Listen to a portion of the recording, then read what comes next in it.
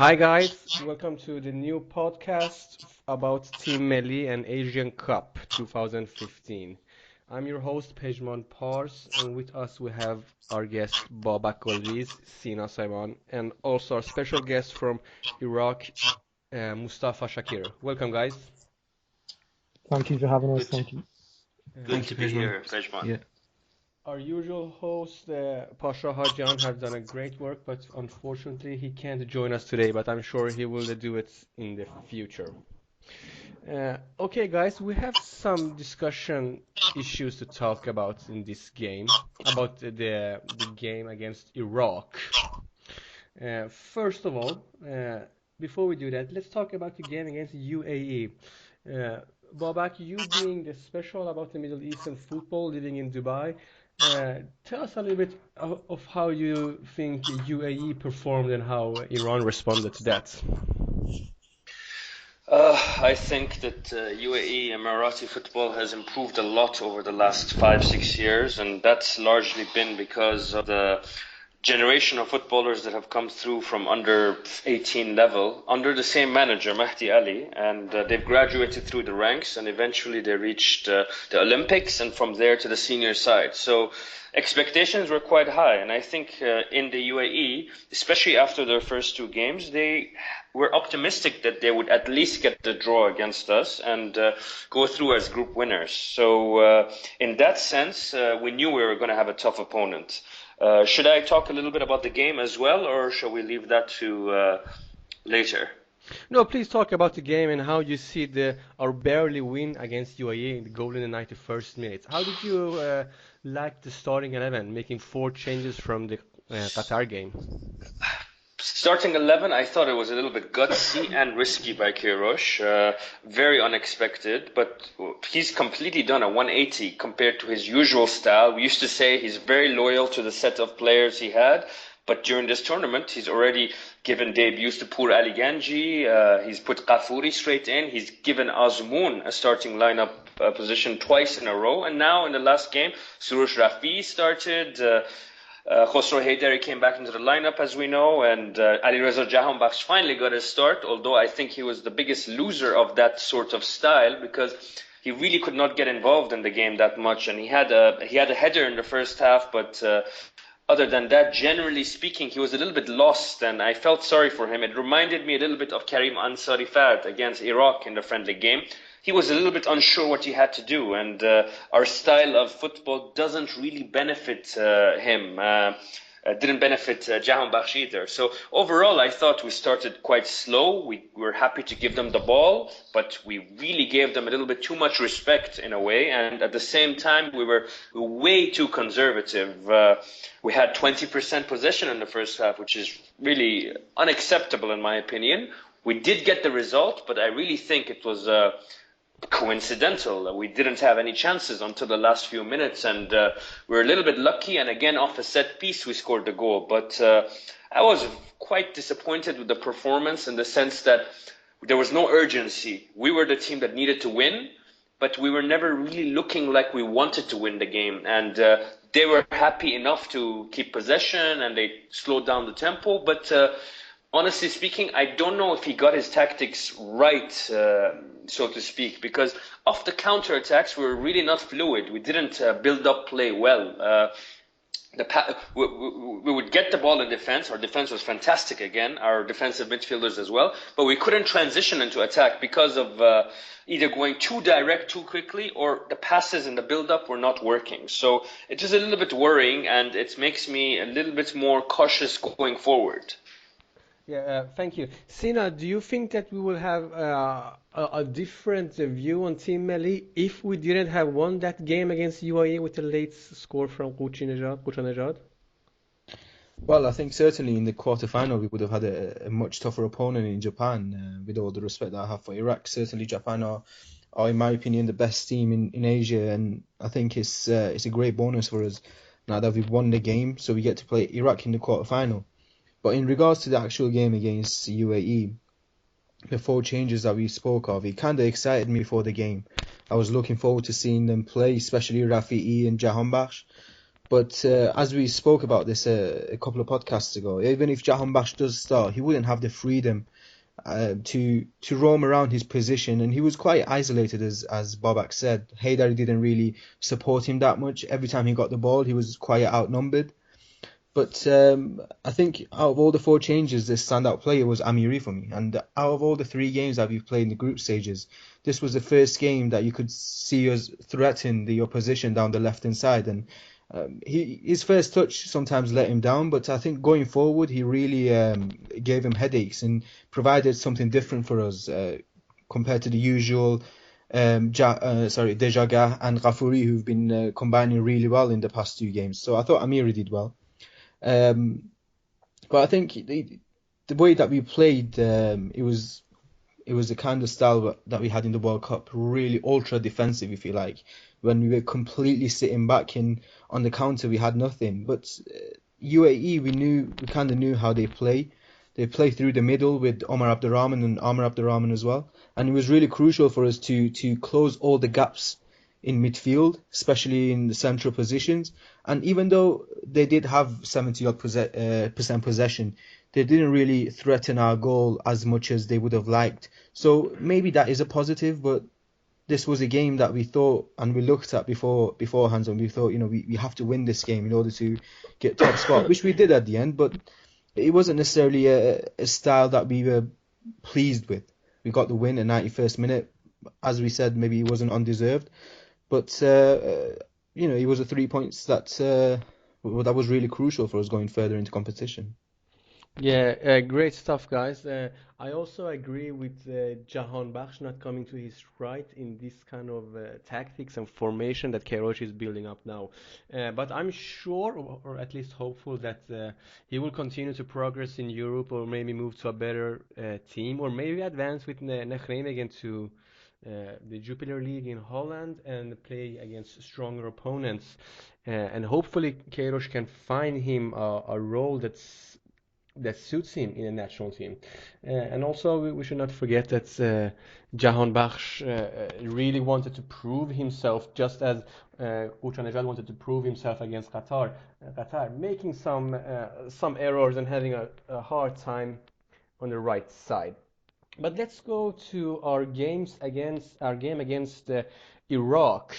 And before we do that, Mustafa, Shakir, you've seen all three Iraq games in Group D, with 2 wins against Jordan and Palestine, and a narrow loss against Japan. Please walk us through, how was Iraq's group stage games? Thank you again for having me, Pezhman. Before we came into this tournament, we had a set idea of what was going to happen. Our groups weren't as closely competed as the other groups. We knew what we had to do. We knew that the first game against Jordan, the winner of that game would then qualify as the runner-up of that group. We had an idea of sort of what was going to happen, and our record against Jordan is generally quite good. So going into that game, we knew that Ray Wilkins was obviously taking charge of Jordan, and they haven't won a game in around 9 friendlies that they've taken part in. So we had our hopes up. We thought that if we could get a win in the first game against Jordan, then it's sort of 70-80% through. We're through to the quarterfinals as runners up. So after the 1-0 win against Jordan, which was a difficult win, but I think based on what we've seen so far from Jordan and Iraq, I think Iraq edged it and deserved that 1-0. Then we came up against Japan, which was sort of a damage limitation game. Japan had, I think Honda himself hit the crossbar 3 times, or hit the post. Then we conceded that penalty. So we knew what we were going into with Japan.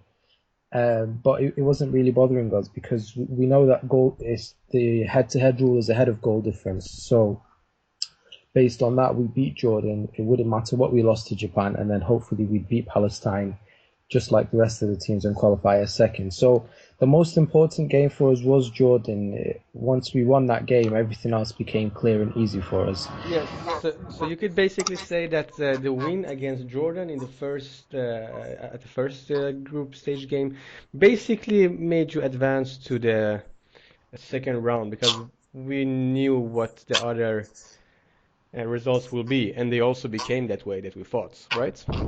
Yeah, unlike groups A, B, and C, Group D was it unfolded easily. From the first round, we knew who was going to go up. The winner of Iraq and Jordan would proceed with Japan to the quarterfinals. We have a goal draft, and we're struggling to score a lot of goals. So if we drew that game with Jordan, and then went on to lose to Japan and beat Palestine, we would have probably ended up with third because Jordan are able to score more goals than us, as we saw. They've scored more goals than us, but we came out with a better goal difference. Iraq is struggling right now in terms of goal scoring, and a 1-0 win was more than enough to take us through to the quarterfinals. Yeah, a lot of people have had high expectations on Ali Adnan, but he's been coming off the bench or really not improving that much in this tournament. What's the reason behind that? Ever since the Asian Cup qualifier against Saudi Arabia in Jeddah, we lost that game 2-1. Ali Adnan was a starter under Hakeem Shakir. He was one of his favourite players, so his position was sort of guaranteed. The Hakeem Shakir was more political than he was a football manager. He had clear favourites, and he had set players that he wouldn't replace in the team, no matter how much their form dipped. We believe that Ali Adnan's form dipped since Hakeem Shakir's era. And I'm talking after the World Cup qualifiers and after a few games under Hakeem Shakir with the senior team. But he was never going to get dropped under Hakeem Shakir. It was only going to be when a new manager would come in and realise that Ali Adnan just isn't up for it anymore. He went back to Turkey after the Saudi Arabia game, the one where we lost 2-1. He was at fault for the first goal. And we thought, it happens, and it's not a huge problem. Even though it was from our point of view, it was a mistake that could have easily been avoided, and he needed to be a lot more cautious. But it wasn't a problem. It wasn't the end of the world. However, he started dipping in form with Çaykur Rizespor, and he was consecutively dropped onto the bench for a few games. One of them was a cup game, which is quite surprising because they tend to play a younger side during cup games.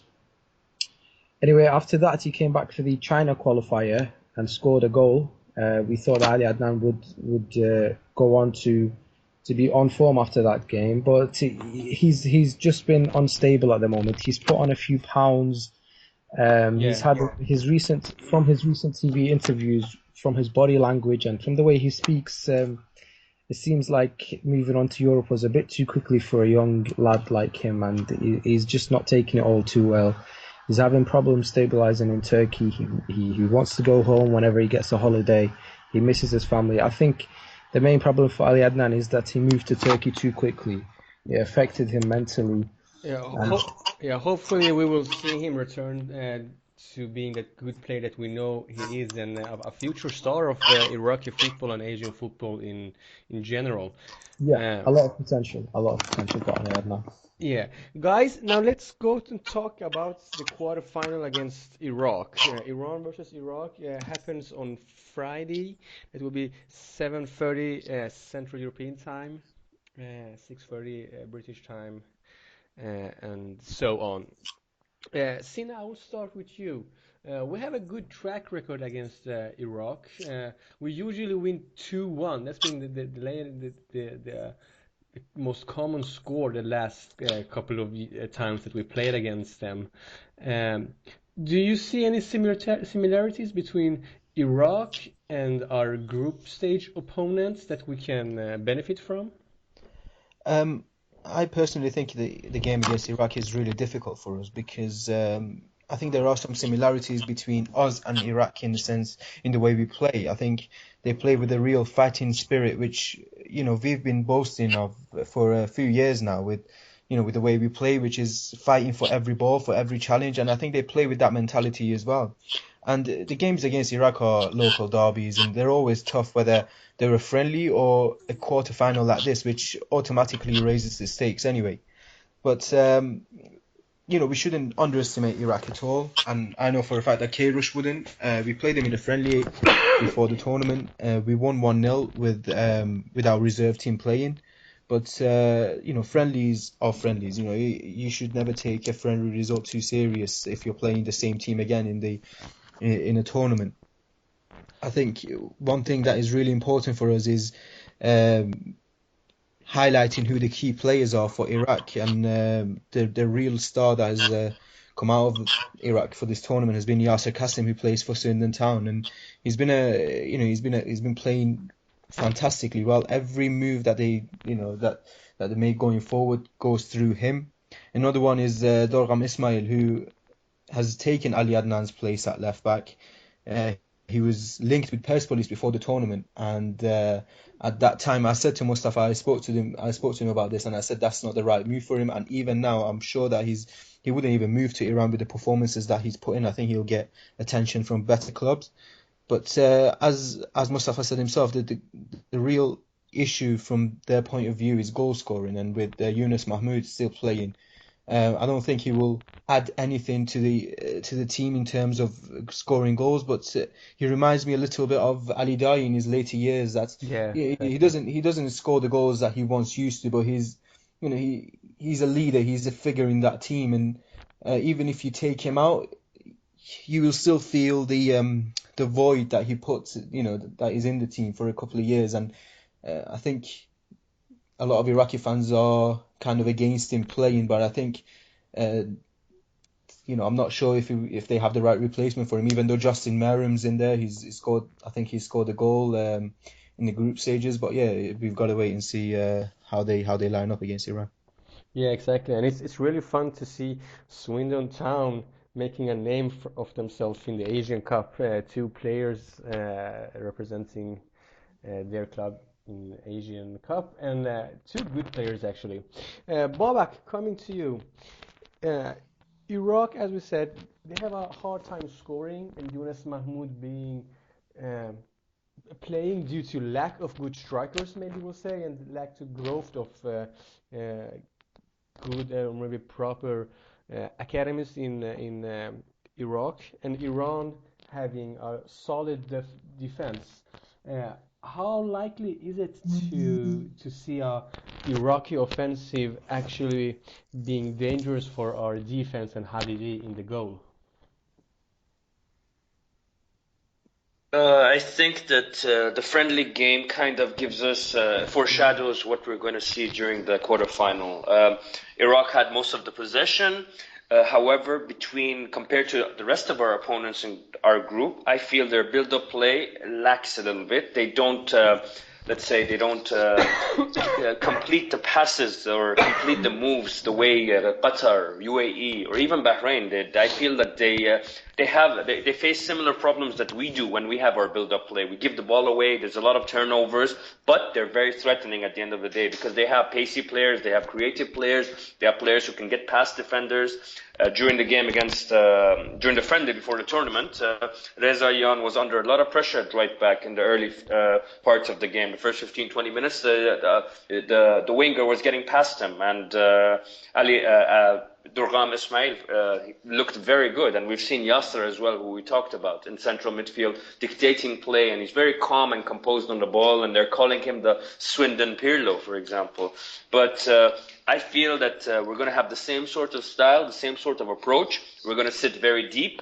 They are going to be a little bit more dangerous on set plays than our previous opponents. They may not have the same, let's say, they will give the ball away a lot to us, so we will have much more chances to, let's say, come back at them.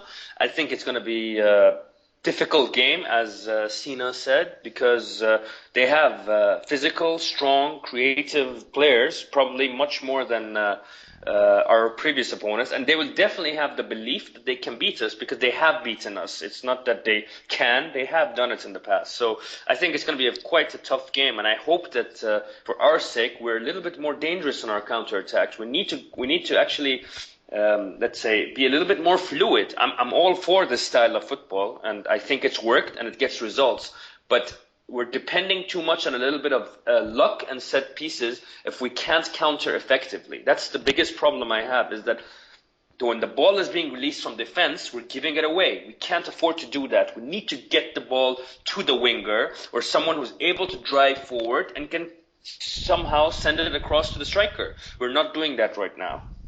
Yeah, thank you. Mustafa, do you agree with these comments that Iraq have very well can give the ball away, but also can be dangerous at times, making it what would I say, almost like a moody team, not really sure what you can expect, especially in this like do or die kind of game.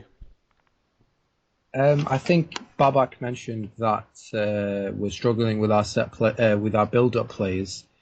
I disagree with him. I think our build-up play is non-existent at the moment. There is no build-up play for Iraq. It's all messy. It's all street football, if that's how you'd like to say it. But at the moment, from the Jordan game up until the Palestine game, we are seeing an improvement and it is getting better. But the only player that's comfortable on the ball is Yasser Qasim. Saad Abdulamir is just broken into the first team now. We've seen promising signs of him, but it's too sloppy. Our main problem is our centre-backs. The establishment of any good team is to have centre-backs that are comfortable on the ball and wing-backs contain position. From teams like he's able on the ball, he does like to forward, but he's a massive build-back. The two centre-backs, Sanam Shakir and Ahmed Ibrahim, cannot keep the ball. They can't do it with possession, and they will be. If you saw the Palestine game, there was an incident in the first half when we were 1-0 up, where Saad Abdulamir lost possession, and the striker was 3-1-1, and any other striker would have scored. And it was a dangerous chance. It was nervous because at that point, if Palestine had equalised, you don't know what's going to happen after that. The setup plays from what I've seen since the Jordan game have improved, and like you said, Iraq is an unpredictable team. You know, we could, when it comes to big games, we do tend to perform, but we're extremely inconsistent. We do struggle with build-up plays with average teams. We struggle especially with teams locally, Bahrain, Qatar, Kuwait, UAE. We can't keep up with them, but when it comes to big games and when it comes to bigger opponents like Iran, Australia, South Korea, Japan, we can perform and we can pull out results. But like Babak said, there's a problem with build-up play, and at the moment for Iraq, there is no build-up play. It's non-existent. Yeah, and also I'd like to mention Ahmed Yassin playing in the Swedish league for Örebro, a great talent that showed himself pretty well and also scored the last time. He's making a fuss of his name here in Sweden. Generally, the Swedish media have been kind of poor talking about the Asian Cup, but Ahmed Yassin's name comes up every now and then, and hopefully we will see more coverage in the quarterfinals and the semifinals. Mustafa, another question for you. Have you seen Iran's games in the Asian Cup? Yeah, I watched all three of them. And after seeing these three games, are there any special players or any special thing that you like to point out, making Iran a dangerous opponent? The thing I liked about Iran is, although at points they do struggle to build up plays here and there, but they're a strong team that know how to finish games. That's essential. That's what Iraq needs at the moment. Iran, when it gets tough and when they need the points, they've gotten them. I mean, against Qatar, I thought that they were being too cautious due to the frightening record against Qatar. I mean, Iran are miles ahead of Qatar in terms of football and development and plays abroad and all that. But it's always nervous when Iran plays Qatar because of recent results. So they were cautious, but they know how to finish the games. They were clinical. That's what Iraq is missing. And at the moment, Sardar Azmoun, who didn't feature at the World Cup, I don't know if he came on, but I know he definitely didn't start. At the moment, it was surprising to see Carlos playing him, but he's on fire. You can't bench him, whatever happens. And I expect him to start against Iraq, and he scored against Iraq in the friendly. But I think the main spine of the Iranian team is Nikonam and Andrani Teimourian. What they've done in the past three group stage games was absolutely unbelievable. I thought they were well past their prime, but from what I've seen so far, they're carrying the team on their shoulders. Every tackle, every pass, every challenge has been perfect for me. I think the centre backs have been solid. No messing around with the centre backs. The left back, sorry, I forgot his name. He's the one that scored against Bahrain. Number 3. Haj Safi. Yes, Hansafi, yeah. Yeah. He's impressed me quite a bit. I'd like to see more of Dejagah, but I'd be happy if Dejagah didn't start against Iraq. I think he would. I think he would start him because from what he's seen from Durham Ismail, he's a liability at the back, and physically he's not up to standards with Ali Adnan. He's weak and he's quick on the ball, but I think Dejagah would give him a hard time. So I think he'd probably start with Dejagah this time. And with Sardar Azmoun, I'm expecting goals. Yeah, guys, let's talk about Askan Dejagah. We talked a lot about Azmoun and how he's an interesting player up front, but Dejagah, especially coming in the last game against the UAE, showed himself why he is one of the best players in Asia, at least in my opinion. Exactly how important is Dejagah for the Iranian national team? What do you say, Babak? Oh, I think he's definitely our most important attacking player. We've always known that. Technically, he's miles ahead of the rest of the players, especially with carrying the ball forward and driving with pace. You wouldn't think he's the fastest player, but he's actually quite fast when he has the ball at his feet. I think over the first 2 games, he was our best player. Probably on the second game, very close with Teimourian. And the last game, when he came on, you could see the UAE players became a little bit intimidated, or they woke up a little bit thinking, okay, this guy can play. We need to watch out a little bit off the counters. And his presence on its own is enough to kind of make the opponents take notice. So he's been great with the ball. He's moved forward. He's professional. He knows when to hold it up. He doesn't get rushed. I really think I agree with you, Pezhman. He's definitely one of the best players in Asia. And maybe before the tournament, everyone was talking about Jahanbakhsh, including myself, or as Azmoun, and we didn't give enough respect to Dejagah. Maybe we forgot a little bit because he came for the World Cup qualifiers, and we saw the impact he made against Qatar, for example, on his debut. So generally speaking, I would say he is our most important attacking player, and he's definitely carries a reputation, which is also important. Yeah, and it's actually lovely to see him play. Every time he has the ball, he always have an idea of going forward all the time, threatening the players. And I also agree with you that as soon as he came into the game against UAE, you were like, okay, this man deserves our respect. And after these 3 games, I'm sure Dejagah will start again against Iraq. Sina, is there anything you want to add about the importance of Dejagah in the I national think team? looking at how the games have been so far, I think he's the only outlet we have out of the front four, especially with Haj Safi playing as well. He's not really a winger, so he wouldn't give us much going forward. And same with Masood. Masood's not the same player as he once was. We've highlighted this many times, but Dejagah has been our only outlet going forward. And I think something that we really missed out is the fact that how important Ghafouri is to Dejagah. He gives him support. He usually sometimes Dejagah gets outnumbered, as we saw in the World Cup as well. But he doesn't get outnumbered in this tournament, mostly because Ghafouri gets forward really well, and he takes the other defenders with him, overlapping, and he gives Dejagah more freedom, more one-on-one situations, and that's his specialty really with Dejagah. Give him the ball and let him just take on one player, and he'll go past him. And that's what happened against UAE as well. Of course, Dejagah came in, but at the same time, Ghafouri came in as well, and it was both of them combining going forward, which really gave us a lot of opportunities going forward in the last 10 minutes. So I think Ghafouri has been really important down that right hand side as well. But yeah, as Babak and as yourself said as well, Dejagah's miles ahead of the rest of our players in terms of technicality, and I think in terms of understanding the tactics as well. Yeah, and we have a really interesting right side in the national team. Before going to the starting 11s, I think we really have to talk about Pur Ali Ganji.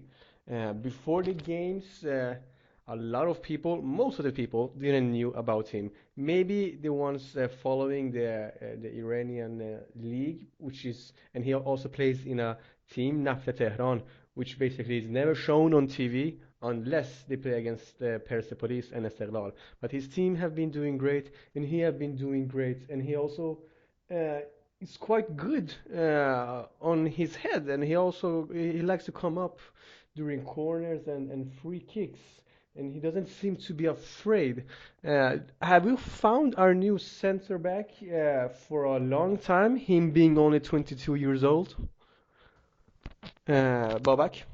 Oh, I think he's been one of the most exceptional finds and most surprising finds of the whole, let's say, recent era of Carlos Queiroz. Sina was the one who actually kind of pointed out that, you know what, I think Poulay Ganji is being called up to be a third centre back as a replacement for Sadeghi and Hosseini. We never thought he would start, but during that friendly we saw against Iraq, he was not that tested, let's say, but we saw signs that this guy could actually slot in. And Queiroz, if anything, he's got an eye for knowing what every player can do. And over the 3 games, I think he's been composed, he's been elegant on the ball, he's an aerial threat. He's puts his body on the line, blocked a couple of shots, I remember, during the second game, I think. I'm not still sure about the full long term. A lot will depend on whether, for example, Queiroz continues at the helm or someone else.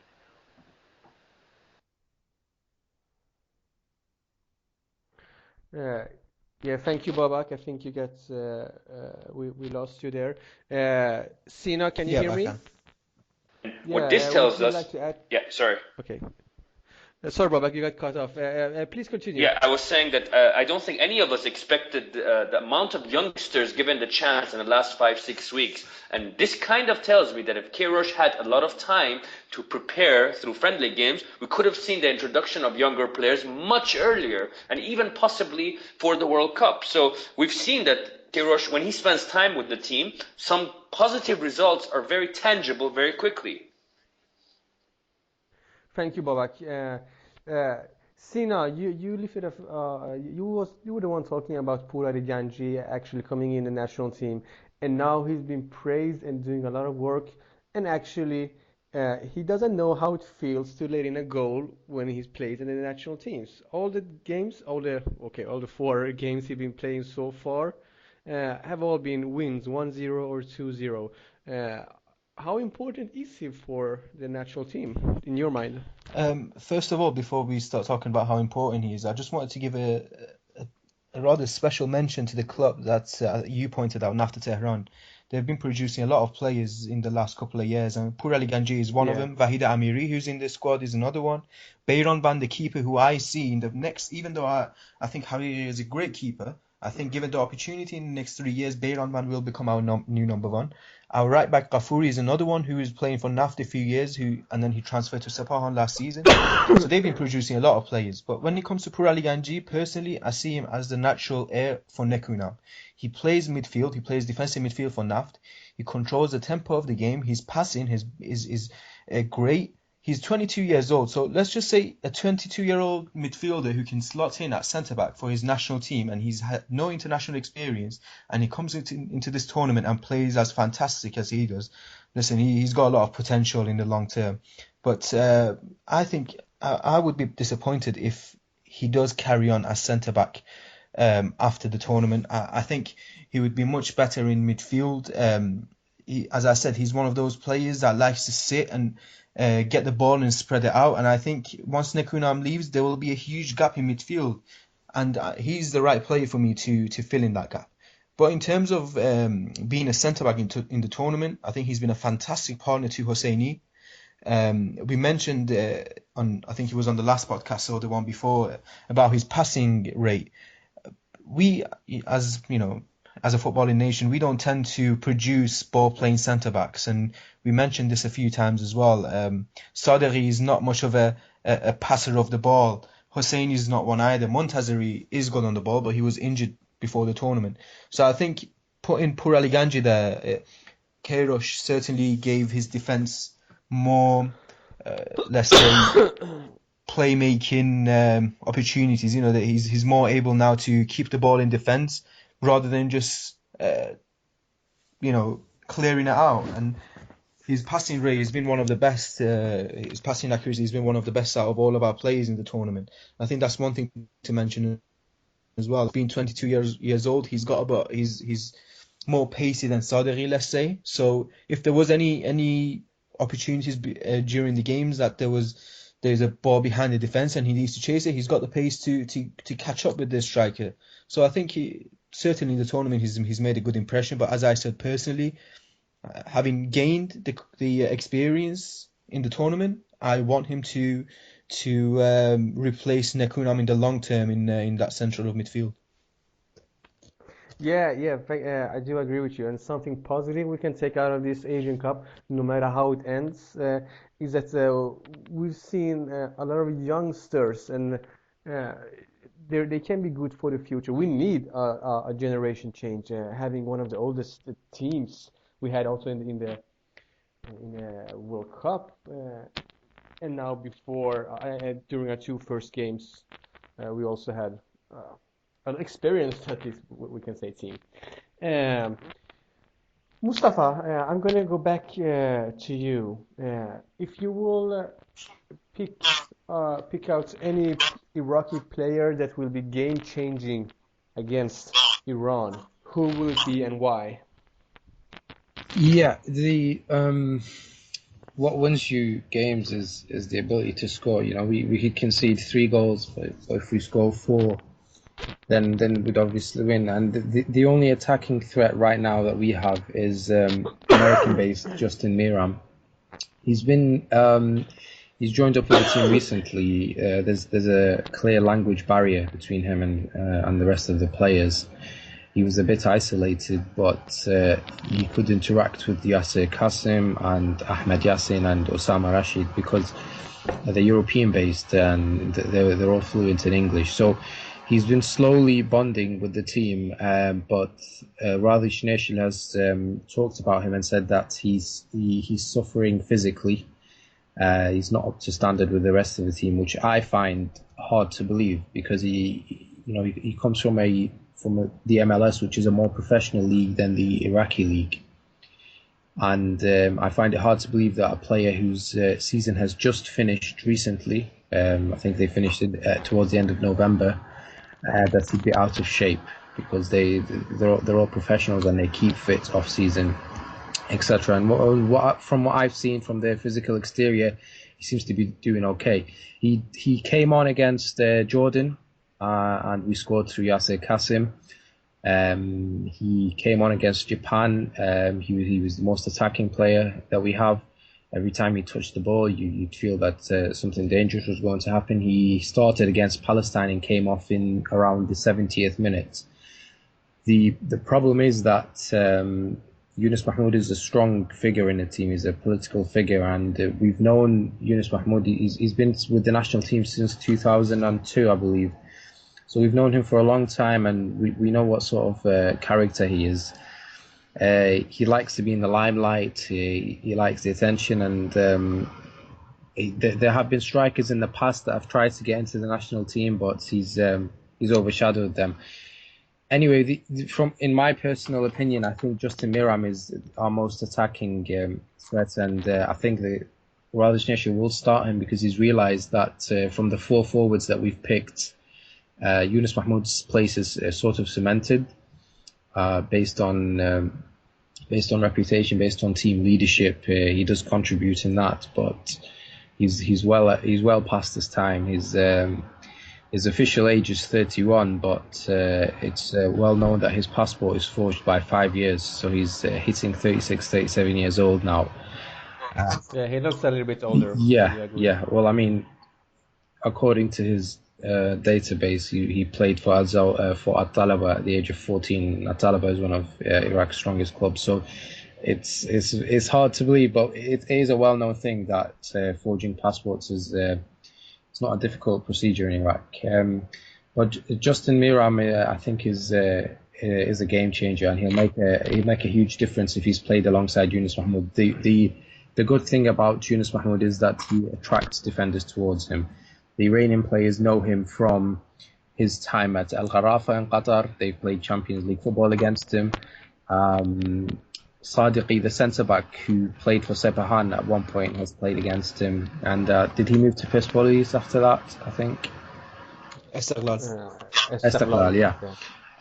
So Sadiq, I know Sadiqi's played against him, I think, for Sapahan, and he's played against him before, obviously, in the previous fixtures. So he knows him well, and Yunus Mahmoud will attract centre backs towards him, which gives other players a chance to get on the ball. That's his main contribution. But apart from that, I don't think Yunus Mahmoud can do anything in that game. You know, he's just a standing figure, a leader. Yeah, thank you, Mustafa. Guys, we're going to our last question. It will be kind of quickly. Basically, how we think that Iran will play. I mean, not how to play, which players will play. If I start with myself, then we can go with Babak and Sina. I can only see one of the two lineups that was in the first or the second game, meaning that Haj Safi returning, Ghafouri returning, Shojai returning to the games, Dejaga, of course, returning to the game. I think maybe there are one or two positions who are still not sure how it will end. I think that will be Azmoun or Qochan Nejad at the front. Both of them have scored now, and I'm sure both of them will get some playtime. The question is who will start and when will the change come, if there'll be any change, them two. And also Masoud Shojai. Yes, we talked about him a lot, but Chaos have great confidence in him and trust him a lot. Will he come off the bench and instead and giving his place to Haydari? Otherwise, I can't see any changes. Babak, we'll start with you. Which lineup do you predict? I think that, first of all, the two big winners from the third game in terms of our players were Ghafouri. His lack of presence in the first 60 or so minutes was felt. Haydari was not up to the pace. He was skinned once, I remember specifically, it was in the second half. Ghafouri and Shojai as well. We've criticized Masoud before, but Suresh Rafi came. It's difficult for a player to function in this current team. The benefit that players like Masoud Shojai, Dejaga, Qochan Nejad, etc., the benefit that they have is they understand this system and they understand this style. We saw Jahan Bakhsh come in, and it was difficult for him to settle and really make an impact. Suresh Rafi, for me, was a passenger for 90 minutes. Vahid Amiri had a decent game at the left wing, but he was the exception rather than the rule. So I feel that Masoud Shojai not playing in the third game actually makes it more likely that he'll play in the next, because possibly a poor performance in that third game would have made Queiroz think twice about it. So I think we're going to have this defense lined up the same as it's been in the first two games. With Ghafouri coming back in. Central midfield definitely going to be Teimourian and Nekounam. Haj Safi will come back into the lineup, I'm almost certain. I believe that, like you said, one or two positions are under doubt, but I still think Masoud will start, Dejaga on the right.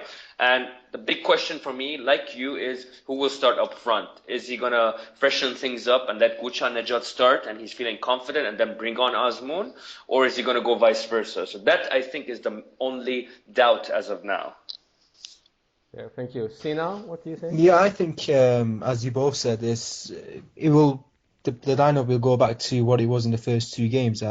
As Babak said, the presence of Ghafouri is really important, and of course Dejaga as well. There's no question for me that Haj Safi will return to the lineup.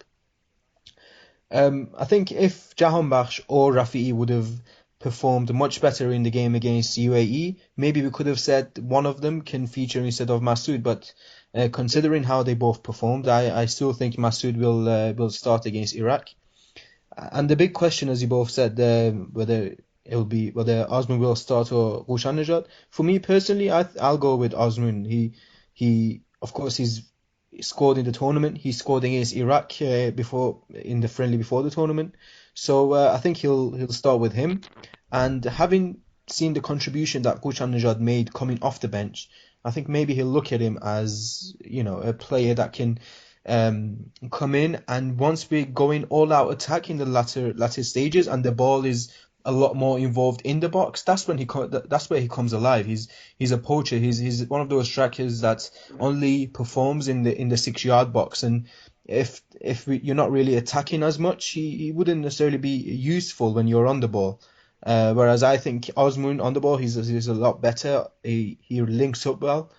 So I would certainly start with Osman with Ghushan Najad on the bench. But it depends whether Karish agrees with me or not. We'll see if he listens to this podcast and Yes, certainly. do as we wish. Mustafa, how do you think that the game will end? Just quickly, Um, the results. I think Iran will edge it 2-0. Thank you. Babak, is there anything you wanted to add? Yeah, actually, just a quick point, a couple of quick points. One of them is about Yunus Mahmoud. His story completely resembles that of Ali Dai. There was a long time where he was playing probably well past his best, but still he would have a certain reputation and he would draw defenders to him. And as we used to say back in the day, he was opening up space or the game for other players to come and have an impact. So we really realized what we lost after he left, because no one really was able to step in and replace him until arguably Ghushan Najad to a point, and now maybe Azmoun, hopefully for the future. That's number one. And number two is Iraq's style of play reminds me of Iran a couple of years ago under Kirosh. We were trying to, because we have a historical, let's say, reputation where we have to be an attacking team and we have to take the game to the opponents, etc., is that they're trying to attack and be dominant figure. They're trying to build up. It's just not working.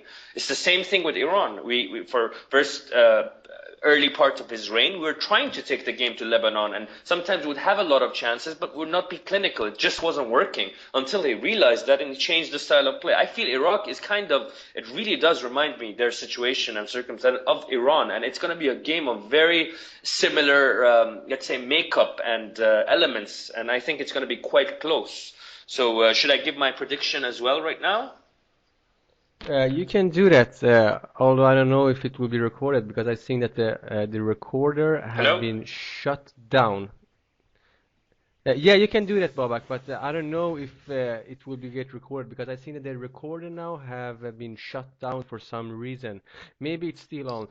Please give us your short predictions, Babak and Sina, and we'll see if it will come on. Okay, well, I think it's going to be a draw, let's say 0-0. It's difficult to see too many goals, and I'm going to stick with my conservative and pessimistic approach, and I'm going to say Iraq is going to win on penalty kicks.